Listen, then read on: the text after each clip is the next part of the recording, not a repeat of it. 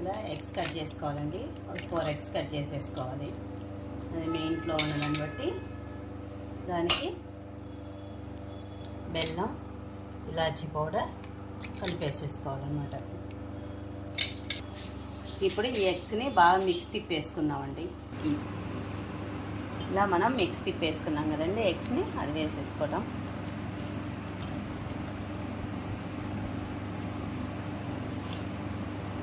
తర్వాత మనం బెల్లం కలిపేసేసుకొని పాలను ఆల్రెడీ బెల్లం కలిపేసేసుకున్నాం అనమాట. రెండు బాగా కలిపేసేసుకొని మనం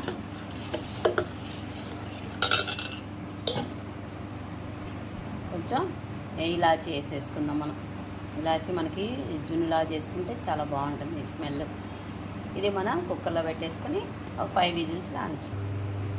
మనం ఇలా కుక్కర్లో పెట్టేసుకొని ఒక 5 విజిల్స్ రానిచ్చేసుకోవాలన్నమాట. జస్ట్ మనకు 5 విజిల్స్ తర్వాత వీడియో అయిపోయాక ఇలా జున్నులాగా రెడీ అవుతుందండి. చూడండి చాలా చక్కగా వచ్చింది. Super tasty. Like, share, subscribe Polsetti sisters.